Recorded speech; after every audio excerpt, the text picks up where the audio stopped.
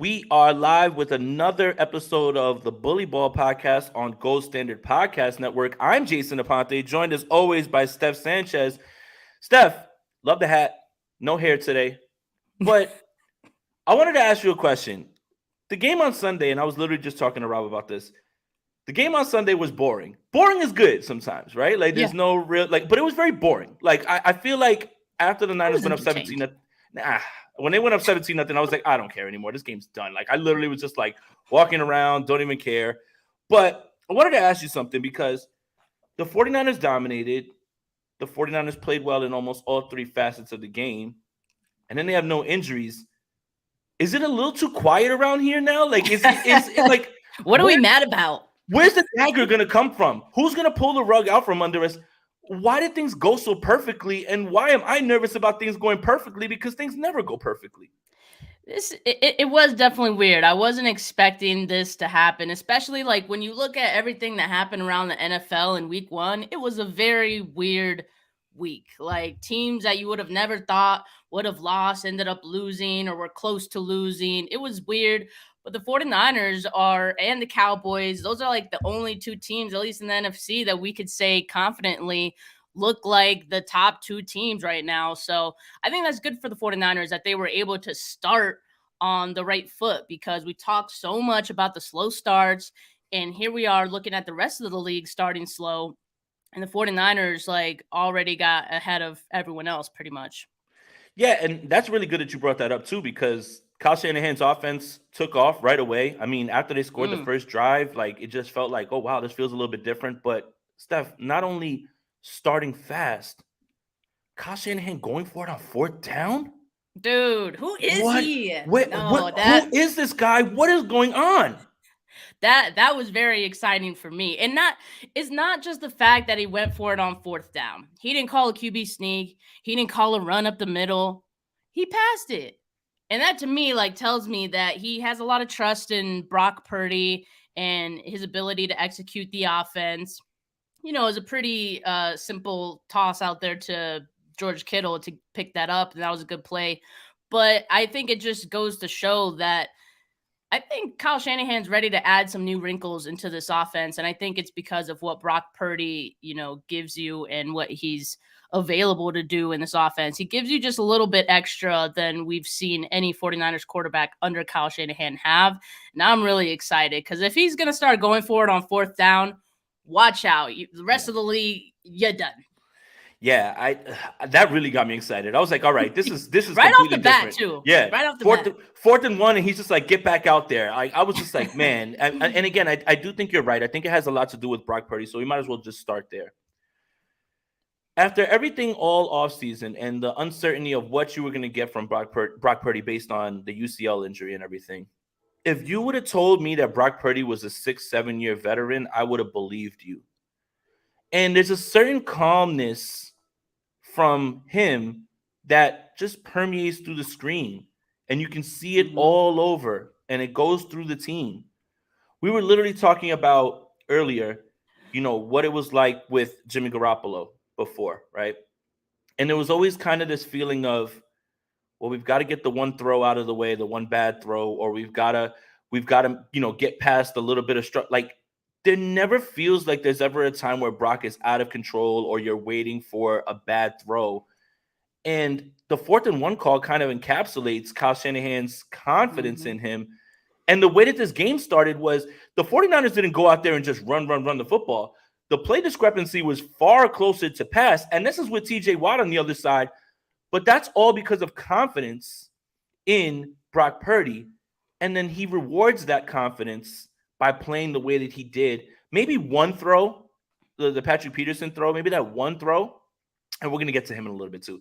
That Yeah. one throw it might be the one that you're just like, okay, that was a little bit bad. But when you're looking at him navigate the pocket, keep his eyes downfield, and then throw the ball where only his receiver can get it. Even when you're rolling to the wrong side and throwing across your body to Deebo Samuel, you still put it in a place where only Deebo was going to get it. It was never going to be in harm's way. I I I don't know what to say. I'm incredibly impressed with Brock Purdy, man. I'm not sure how anybody could have watched that game and walked away with anything negative to say about his performance.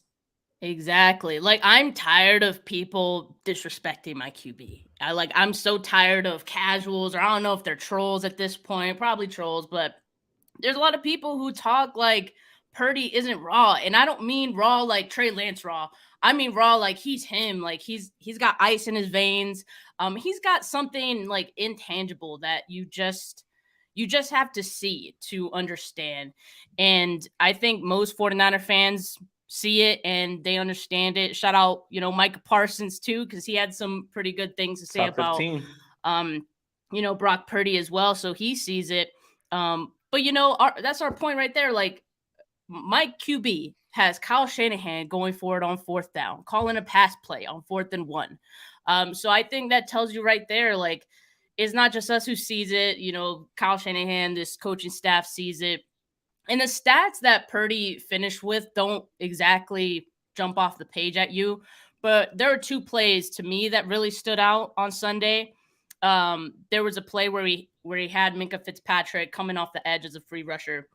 He waits until Minkah was like just right in front of him to spin out to his left and pretty much leave him hanging. He keeps his eyes upfield. He finds Debo.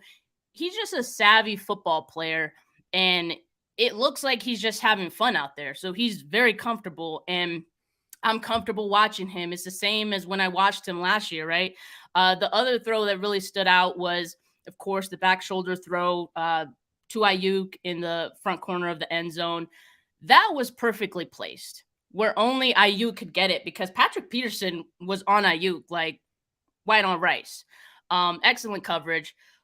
Not good enough to get an interception on that one, but you're not going to get one on my QB. Not in week 1. But we'll get to that in a bit. More on that in a bit.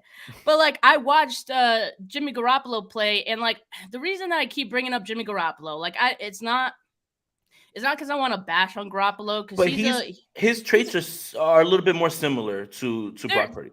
So yeah, they're similar, but like, I watched Jimmy Garoppolo play, and I watched him in that game, and he pretty much won the game for the Raiders at the end there. So good for him with his legs. Yeah, he learned a little bit from Brock Purdy. That's what I would say. But when I watch Jimmy Garoppolo play, and he can complete a pass, but what happens before that, I'm uncomfortable watching him because he's tiptoeing, he looks uncomfortable, right? So that's the difference between watching, Garoppolo versus Brock Purdy. Is I have a lot of trust watching Brock Purdy play, and I know that he's going to make a good decision with the football. So no knock on Jimmy. It's just that, I think they're very similar players, but I think that the difference to me is Brock Purdy's limitations don't necessarily hurt the 49ers. And he does the little things, a little bit extra that is able to take this team, I think, to another level. Like, we've seen it already. And I think KP said that, like, the 49ers have a QB who passes at the singles and he's going for the doubles, and that's what you're seeing in this offense, and how it's kind of evolved to, better plays, and Kyle Shanahan calling better plays as well. So maybe Kyle's calling the same plays, and like, they just look better because he finally has a quarterback who can execute it better. But yeah, that's the Brock Purdy effect, and I think he's really just scratching the surface. He's only going to get smarter as a football player. So I think it's only up from here. And the thing is anybody who has anything negative to say right now is either standing on a narrative that they want to be true about, or they are just being contrarian for the sake of being contrarian. I mean, objectively, I'm not sure how you could watch that game and be not impressed by Brock Purdy. I mean, really, seriously, like, anyone who's dialed in at all with any sort of football sense, there's no way you could have watched that game and said, well, there wasn't enough zip on that pass to Brandon Ayuk on Patrick Peterson, or I don't know, he had one drop interception. It's like, come on, man. In a game where the 49ers scored 30 points again with Brock Purdy, again, you all of a sudden now have to find a way to just try to downplay that. It's ridiculous, man. Again, I don't understand. I was thoroughly impressed by the young man. Feels good. And I think that's literally what I was telling you earlier when we started the show, is when the ball leaves the screen from Jimmy Garoppolo's hands, you're praying that there's not a defender on the other side. I don't ever get that sense when it's with Brock Purdy. I never get that sense that there's a defender waiting for that thing to hit him in the stomach. I never see that. And he looks comfortable in the pocket. His feet are glued to the pocket. But when he needs to move, he moves with his eyes downfield and he puts the ball in places. The throw to Deebo Samuel, like that was the one that really got me because if any quarterback coach that's watching that's probably like, no. Oh, okay, yes. Like you're not supposed to move in that direction and throw the ball that way, but you put it in a spot where Deebo went up and got it. And that's based on skill set. Deebo's going to fight and go get the ball. You know that you have to put it up a little bit higher, and you do that, and you let your playmakers make plays. Okay. It's time. I want to start this off by saying Patrick Peterson is a Hall of Famer. And I got into an argument yesterday on Twitter about this, even though I was thoroughly frying this man on the timeline during the game. Patrick Peterson is not a Hall of Famer. Stop it. In what world is he not a Hall of Famer? Like, let's settle down. We can have our fun, but let's be objective. Patrick Peterson's a Hall of Famer. Patrick Peterson almost had an interception. Patrick Peterson was in perfect position. I love the alliteration because he has the two P's to pick off that pass and be in the spot with Brandon Ayuk. Patrick Peterson hopping his backwood, though. That first touchdown was gross. And Brandon Ayuk, who this is all tied to directly because he was being petty after the game as well, too. Brandon Ayuk is challenging his outside leverage so much that he gives him one step and Patrick Peterson is touching grass. And then he's wide open for a touchdown. So, yeah, we've had our fun with Patrick Peterson. You should have probably kept your mouth shut because I want to be honest, and I got a lot of this. A lot of people didn't even know that Patrick Peterson played for the Pittsburgh Steelers. They found out after he opened his mouth on a podcast. They didn't even know. The only reason they know is because you said what you said. You could have avoided all of this. Confidence is great. But where were these tells at? Oh, yeah, we still had the tells, but we couldn't execute. So you knew what was coming and you couldn't do anything about it. You're not helping yourself, buddy. Right. That sounds worse. That sounds worse. I would have just said, hey, man, they changed things up. Stop talking. But for me, it's just so sweet. And I love this. I want Rob to run this back one more time. Rob, can you run it back to after the catch? Here we go. This is what I want to show you. So Purdy drops back. He lets it go. Ayuk catches it. Look at the other DB. It's all right, buddy. Taps him on the head. Like, it's all right, buddy. You'll get him next time. Didn't even he's just like, it's all right, man. It happens. He got you. That is a thing of beauty, man. Patrick Peterson hopping his backwood, bud. Oh, man. Yeah. I mean, 10 games played against the Kyle Shanahan 49ers, and he has 0 interceptions in those games. So I don't know what the tell of this offense is, but somebody needs to tell Patrick Peterson to keep looking because my quarterback and my BA made you look silly. And again, this is why you shouldn't be talking before game day. It's week 1. There's no reason to be talking like you're going to do all this and that. You really don't know. There's so much parity in the NFL to begin with, as we saw in week 1 based on all the other games. But just keep your mouth shut. And he got some nerve too, because he really said after the game, it was there. I had an opportunity to get 2 picks. I just didn't grab it in. Okay, man. But the 49ers defense were pumped that they had Bosa back. This offense put that Peterson quote, I think, on their bulletin board. And, before the game, Purdy was asked about the quote. And with a smirk, he kind of just said, we'll see. And I think because Purdy doesn't need to say anything. He lets his game do the talking. And what did we see on Sunday? His game did the talking, which is and Purdy saying we'll see. That's like the white boy version of bet. So it was over after that. We knew what was going to happen in that game on Sunday. Ayuk and Purdy made Patrick Peterson eat his words. Like Miss Trenchbull made that fat kid eat that chocolate cake in Matilda. And we were all watching. So Patrick Peterson, maybe next time, no talking for you. I've never seen Matilda, but I love that reference. No, and that's what the kids got the chocolate cake all over his face. Yeah, I don't know, man. It really just wants to watch the same things over and over. But yeah, exactly, 100%. But I did want to get to this real quick. Okay, oh my God, how did he have this pulled that up so fast? So Rob, I wanted to talk about the other stuff too. Rob, pull up the video of Brock Purdy in the press conference because him and Brandon Ayuk has something to say about it. They were asked about it, and I live for being petty. I live for it. Play the clip, Rob. The second touchdown on the right side, the deep ball. Was that on Patrick Peterson? Yeah. So subtle with it. Subtle. And just nobody asked about it. Was that on Patrick Peterson? It's so good. It is so good. Was that on Patrick Peterson? Like, yeah, I thought so. I love it. I love it. I live for being petty. I live for telling people I told you so. I live for telling people I was right. I love it, Brock Purdy. I love it. And when Brandon Ayuk was asked, this is a perfect time to pivot to that young man's game. Mm-hmm. When Brandon Ayuk was asked, was it sweet to get those touchdowns on Patrick Peterson? He just smirked as well too and said, yeah. So Brandon Ayuk, look, 129, 2 touchdowns. You could say what you want about contract year. You can say what you want about him trying to get paid.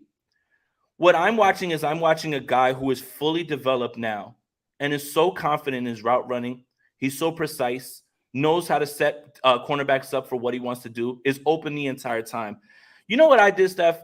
It's really easy to pop on the tape and just look for the plays where Brandon Ayuk is catching the football and saying, oh, wow, cool, cool. You know what I had a blast doing and I watched 2 times over?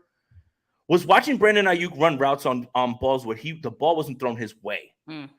The man is a tactician. He is growing. I live for watching great wide receiver play. And just because you didn't get the ball doesn't mean that you didn't run a great route. And every route is pristine. He knows how to he knows what the defense is trying to do. He knows how to set the cornerbacks up. He is someone who is completely confident, knows he's him right now. And you're seeing it. Like, at what point do we start to get into a discussion about Brandon Ayuk being in a top 12 discussion, top 15? We are living in a world of wide receivers right now that, again, no hyperbole, I believe are some of the best that's ever played this game. And fine, you're gonna yell, "What about Jerry Rice?" No. Listen to me. I'm talking about the collective group of all the wide receivers. I'm talking about this collective group of young wide receivers, old wide receivers. This group of wide receivers in the NFL is amongst the best that have ever played the game collectively. Listen to what I said. Not, he's not better than Jerry Rice or Randy Moss, blah, blah, blah. I can hear it. I can hear it right now in the comments. It's not that. Collectively, the talent in this league, it's a passing offense league. Everything is a thing of beauty to watch. But Brandon Ayuk right now, you've got to stop playing with him and start putting him in that conversation with whoever at this point, just based on the way he's ascending.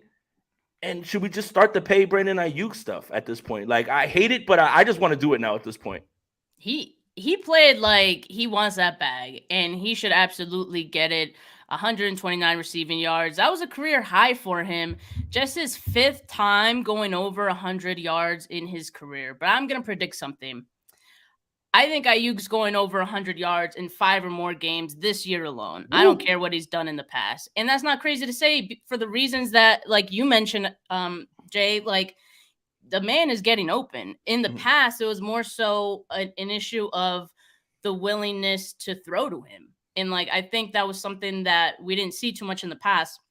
I would argue even at the end of last year, maybe Ayuk and Purdy's connection weren't what like it wasn't like the connection that Purdy had with some other players on this offense. But I think what we saw right off the bat in this week 1 game is that these two have worked at their chemistry, and it's going to be something that we see early and often this year. So I don't think that's even a crazy prediction to make. Like I even think like it's probably not crazy to think that the 49ers MVP of the season could be Brandon Ayuk when it's all said and done.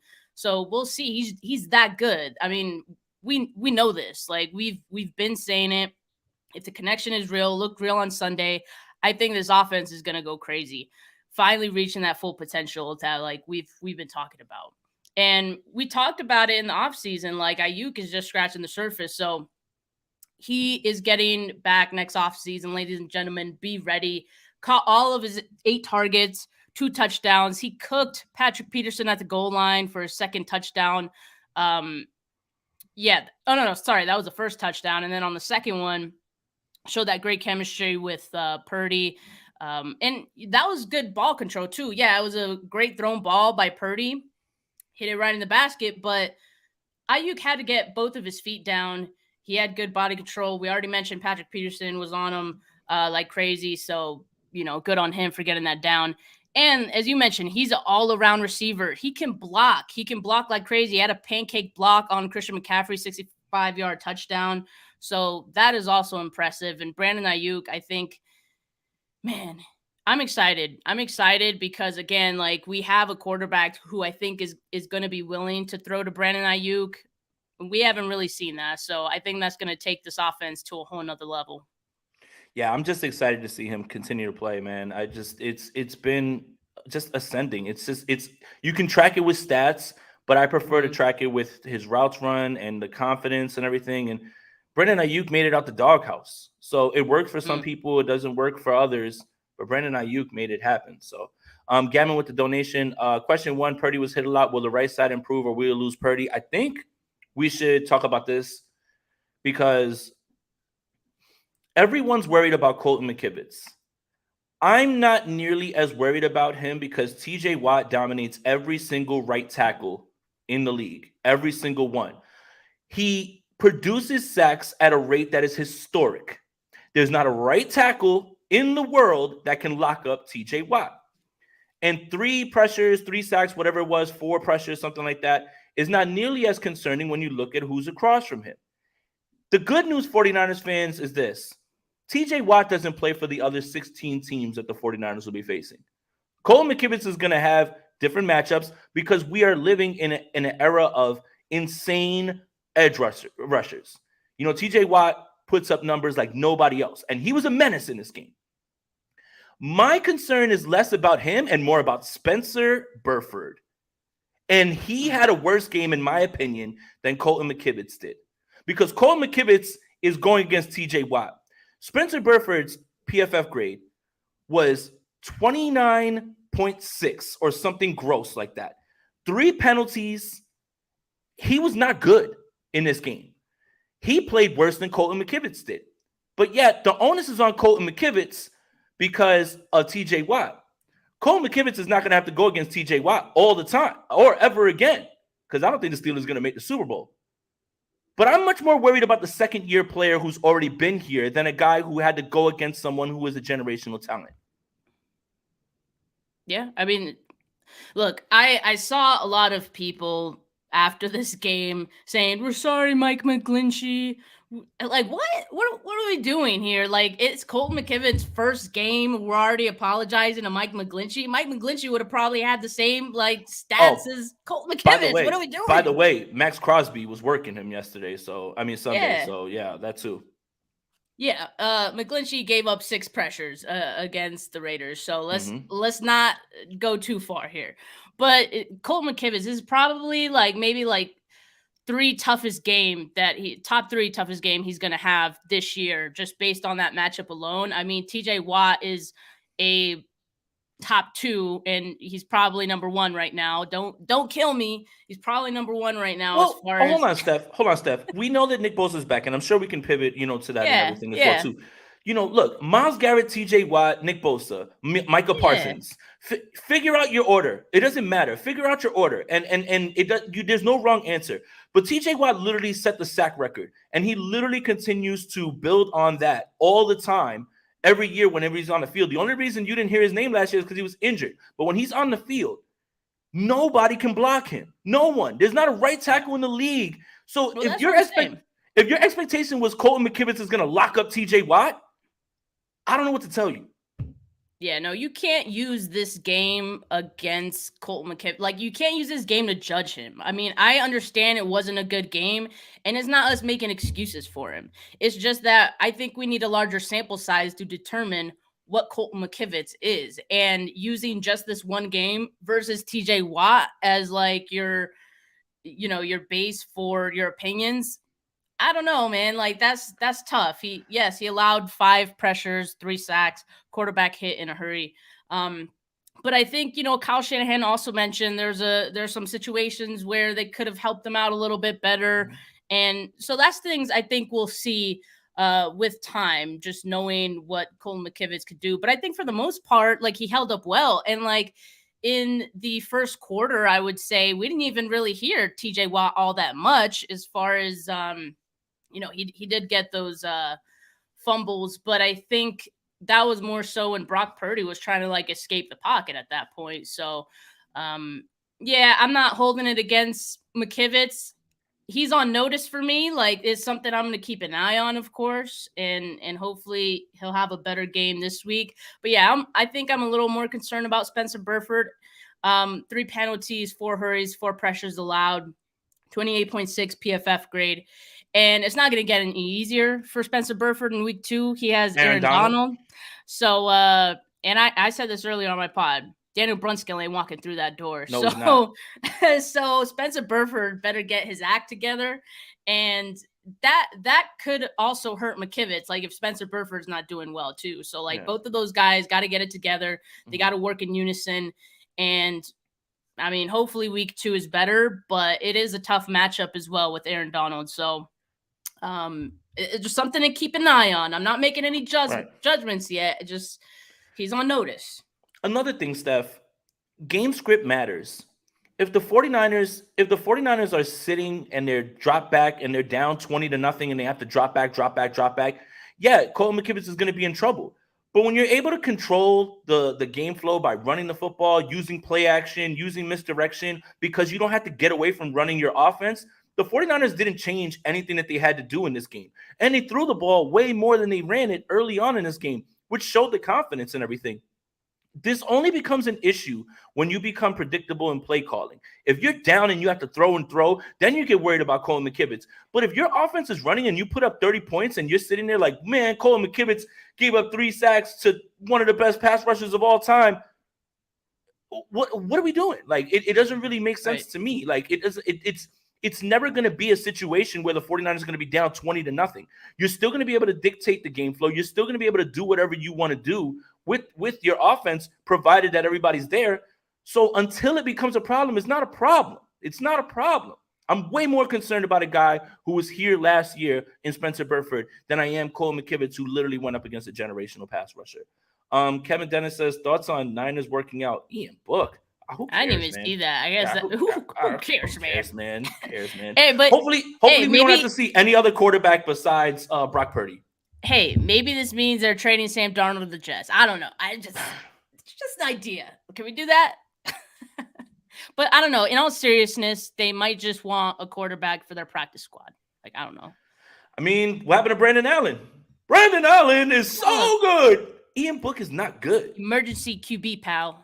Emergency QB 7? What, they were getting 7 more in here? Like, my God, how many are you supposed to keep? All right, so we talked about that. We talked about the offensive line. I'm not nearly as worried about Colton McKivitz. I'm much more worried about Spencer Burford, though, because he's actually been here, and I expect a little bit more of him. One thing that you could say about McGlinchey and Burford was that they were very much good at communicating on stunts, and they were very good at passing them off. That's the little stuff that you can work on. Maybe that was a little bit of what's going on. So there's 16 games left. Stop crowning the Super Bowl champions. Have we even said Super Bowl champions yet, Steph? No? I don't think we've even said the word Super Bowl. Okay. All right. I just thought it was me. Okay. So defense. I mean, this is the thing. It's like when the 49ers jump out to a 17-0 lead, you watching how the defense plays, and the Pittsburgh Steelers had 1 more yard than you and I, and we didn't even play. They had negative at one point. Yeah, it was bad.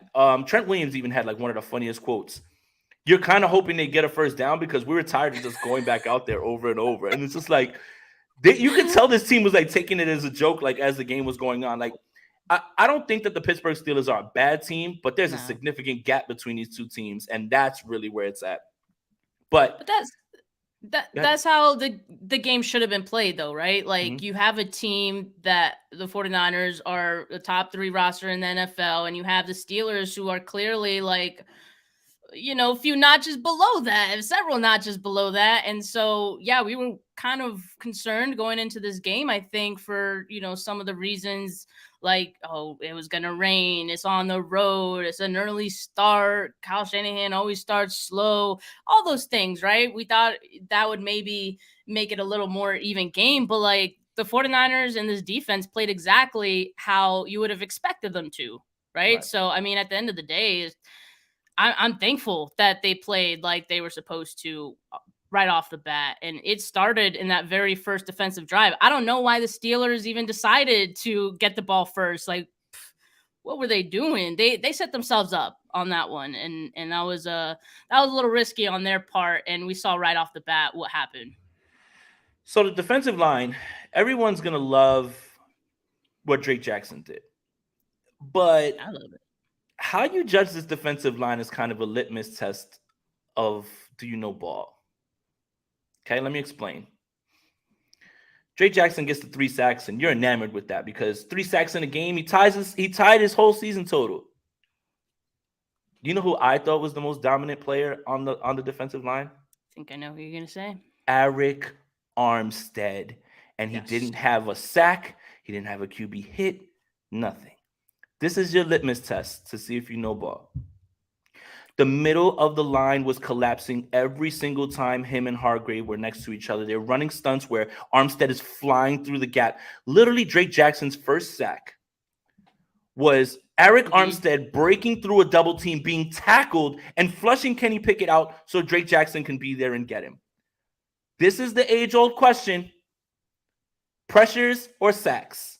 You love sacks because you finish. But sacks can be had by you just being in the right position and being flushed out. We need to start having a discussion about Arik Armstead again. And I don't want to hear about how much money he's making. I don't want to hear about he got no sacks for this amount of money. Let's watch the games. Let's actually look at who's creating the pressure. And Drake Jackson, if he had a bonus for getting 3 sacks in a game, he owes half that money to Arik Armstead and Javon Hargrave.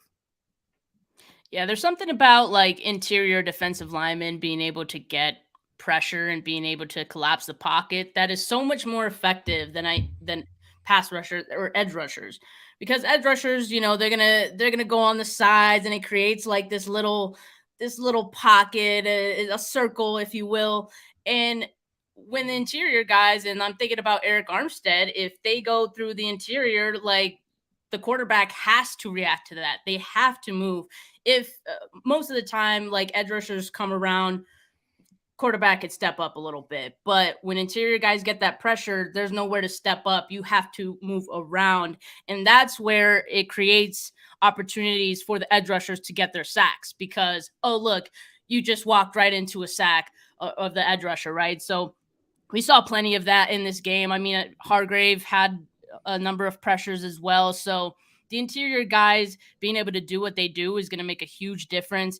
And it's a collective unit. Like this entire defensive line helps each other out. They all eat. Like it's incredible what they're able to do together. Arik Armstead is no different as any of these guys. Just because he doesn't get the sacks, he's still very effective on this team and on this defensive line. So yeah, it's a huge asset for this defensive line. And one thing that we didn't see so much in this game that I was kind of expecting, because we talked about Steve Wilkes and how he has like the higher blitz rate than we've seen in the past, but I didn't really see any blitzes. And he didn't have to blitz because he has this defensive line.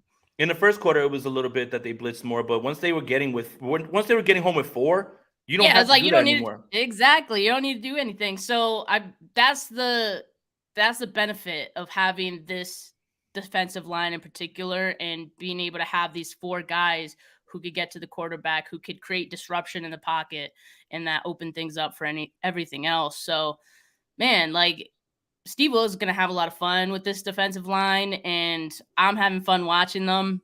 I mean, I know that Drake Jackson, even despite him getting the 3 sacks, like it seems like he was a bit of an afterthought just because everyone on this defensive line ate. Nick Bosa, of course, was the talk going into this one. He played 35 snaps. He was still the 49ers' highest graded defender in PFF. He had 3 pressures. Snaps. Yeah, he had 3 pressures. He forced a holding penalty. So he was getting it done too. And that's coming off of barely any practice going into this game. So props to him. But would you believe me if I told you that Drake Jackson had less snaps than Nick Bosa?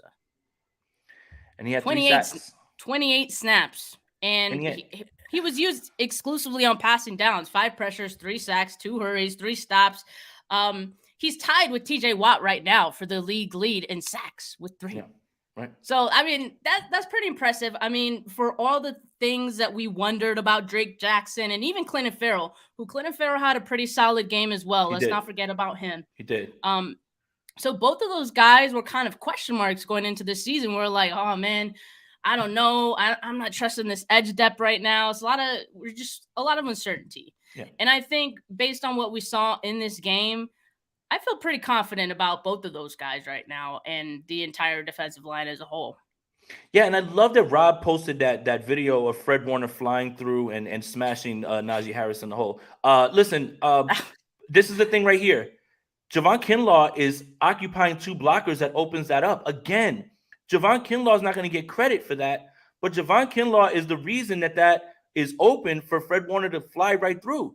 So again, like, you look at the numbers, sacks are it's a bottom line league. It's a very much like, what have you done? What's your production? But look at this. Look at how this defense has the defensive line has a cascading effect on everything. It's kind of what we were talking about with Nick Bosa, who, obviously is going to be fine. He's going to play the full complement of snaps, as Kyle Shanahan said, next week. But the effect of him being there means now you've got to pay attention to Bosa. Now you're going to leave Armstead and Hargrave by themselves, and you can't pay attention to both those guys. And now there's someone else who has a chance to eat. All of these things have a cascading effect, and that is just the effect of how good this defensive line is. Nick Bosa went even as far as, I don't know if I would say that right now after week one. He said that he feels that this defensive line could be better than the one in 2019. That remains to be seen. That's crazy. That's very tough. That's very tough.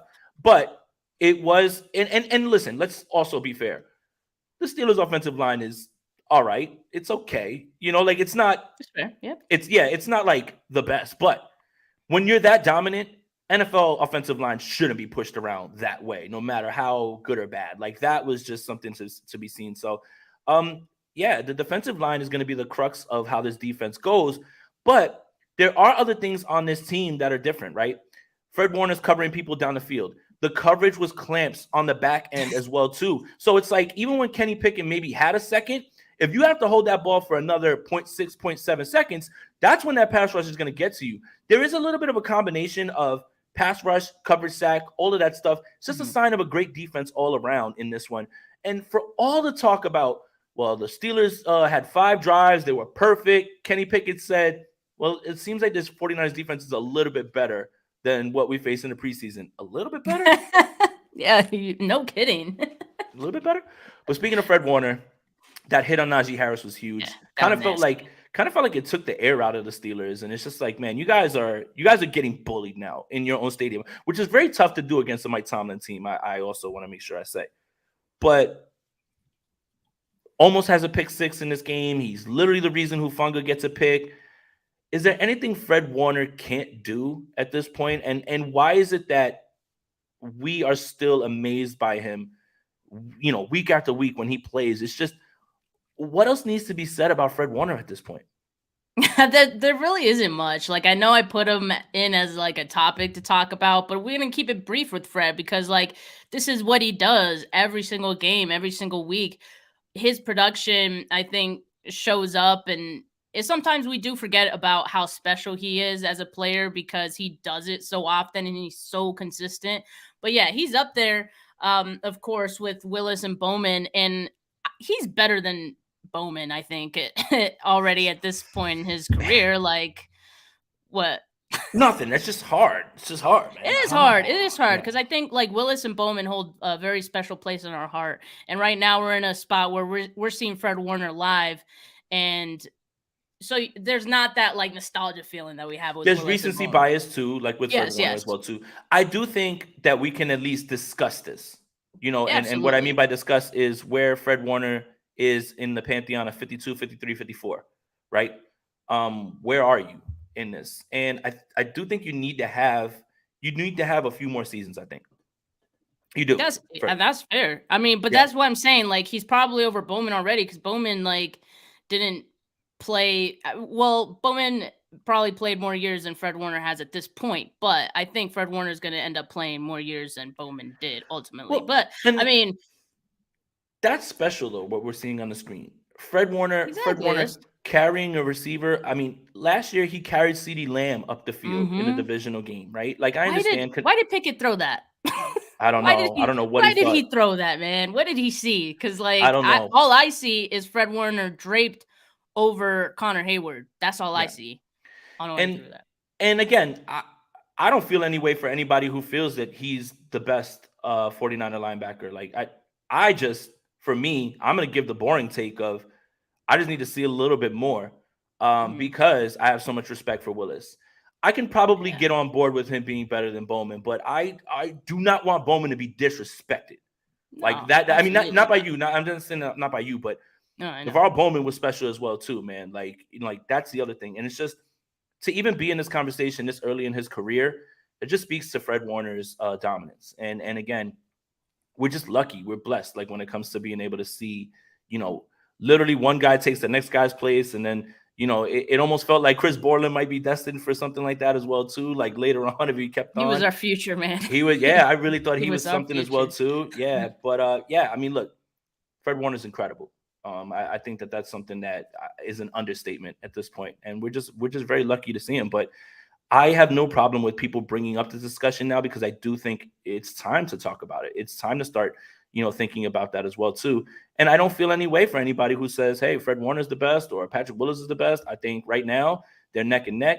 But you give Fred Warner 2 more of these years, I don't think it's going to be much more of a discussion, man. I really don't at this point. But how lucky are we as 49er fans that we could even have this discussion to begin with? Like, yeah, there's so many good 49ers linebackers in our time. And it's difficult when you have guys from different eras, because different eras are asked to do different things.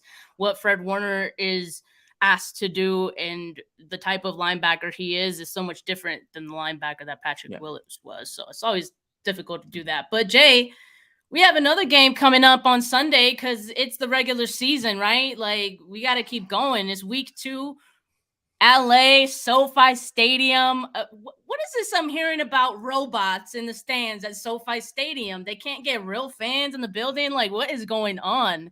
Yeah, well, the marketing for these movies, the creator, is actually pretty genius. I mean, it's so Hollywood, though. That's so LA. Well, last year, I believe it was, there was a movie that came out called Smile, which I actually really enjoyed. It's a great horror film. And they had those people popping up at all the games just smiling, and super creepy. So, marketing is taking itself to it, but it's much easier to make the joke that they're never going to be able to have people in the stands. That's why they need to pull people in here as well, too. I prefer to and not laugh about the Rams and their, the fact that they're not going to be able to fill their stadium, because 49er fans are going to take that place over again. Oh, yeah. I prefer to pivot real quick and laugh at the Seattle Seahawks. Can we do that real fast? Please. Okay, well, Seattle, and this may not be your fault, because it's not like you were banging your chest like, oh, we're going to win the West, things like that. It's the Seattle Seahawks have improved, and the 49ers need to watch their back. Puka Nacua cooked you. Kyron Williams cooked you. There was no Cooper Kupp. I don't understand how you can have a home opener. And I know week 1's weird. Fine. Let's throw that out there. Week 1's weird.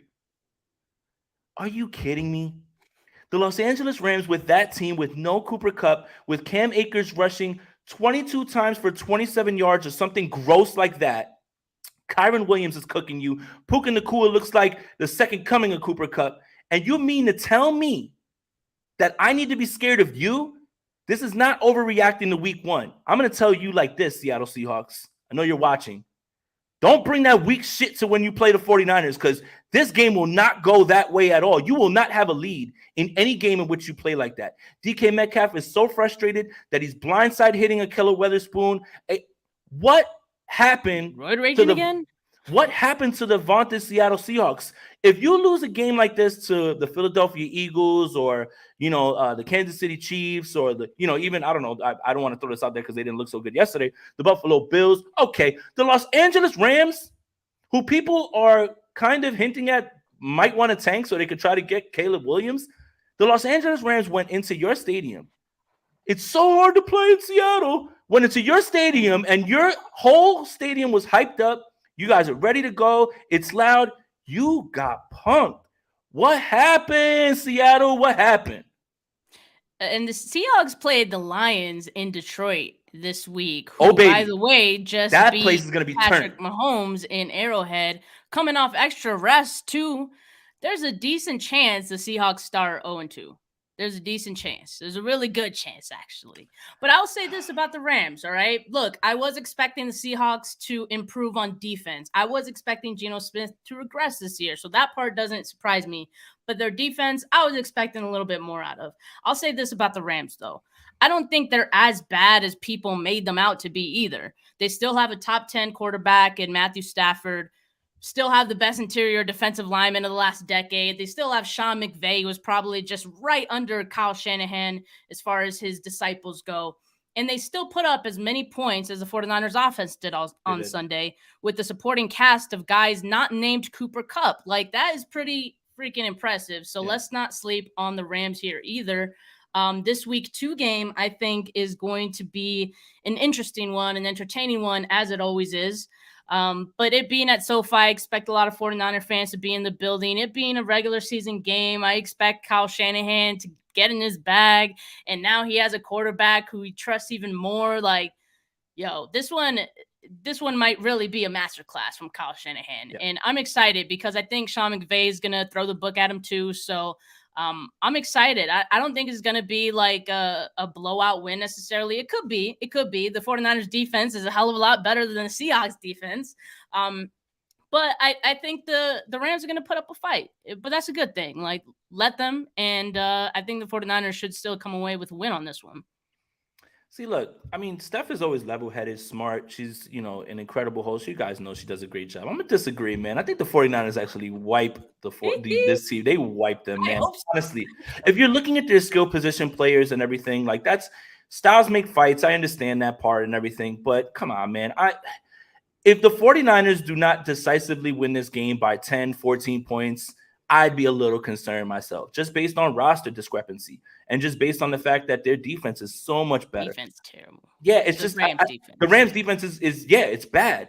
I expect the 49ers to have their way and do whatever they want. They've done it against better defenses at times against this Rams team. I don't see why that doesn't continue. One kind of funny thing that you noted about Sean McVay scoring 30 points.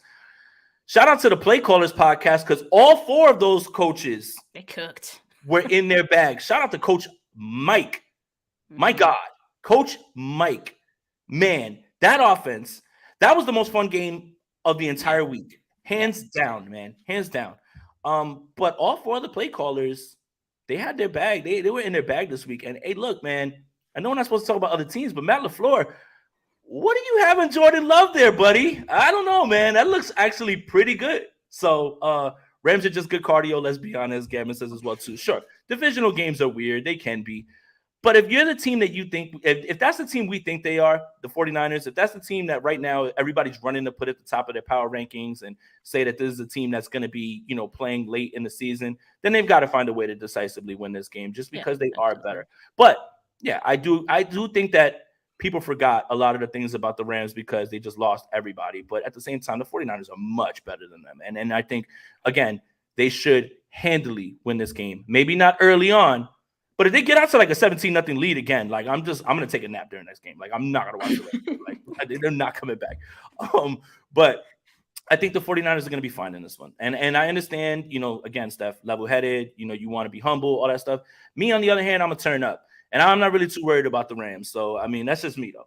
That's just me. No, that's fair. I wish I could be that confident. But my thing is, like, the 49ers sometimes play down to their opponents. And that's, like, the one thing you don't want to have happen. Divisional games, yes, they are weird. So, I see it as, like, anything can happen. But I also look at the 49ers, their roster, everything on paper, and they should handily beat every single team in the NFL. Like, that's just how I feel about the roster. But that doesn't happen because of, there are other factors in that as well. So, yeah, they should win. I mean, absolutely. And they should beat their ass. But, it doesn't always happen that way. So we'll see. But I am hoping for your prediction to happen. I hope they wipe the floor with them. I think we all are. I mean, who had more fun than us this past week? But I mean, besides the Dallas Cowboys, right? Like, it was just like us and the Cowboys were literally like cruise control, and that's a fun thing to be on. Like, I do like games to be a little bit more interesting, just for me like paying attention. Like, I don't like looking at my phone when the other team's on offense because I'm just like, I know they're not going to do anything. They're just going to be 3 and out, and I'll look up and there's another sack. But yeah, competitive games are more fun to watch, but it is kind of fun to just sit there and not worry about anything. But hey, Steph, look, again, and maybe it's because we're just a little like PTSD stricken. things are just going a little too well right now. The vibes are like immaculate. I'm waiting. Like I'm waiting for they like gotta be. They gotta be. when's the bullet coming? When's the dagger coming? When does the rug get pulled out from under Don't us? say Right? that. Don't say that. We gotta. I'm I'm jaded. manifest the positivity. I mean, I love to be positive, but I'm just scared. I'm scared. It's like it's a little too quiet. It's just a little too quiet right now.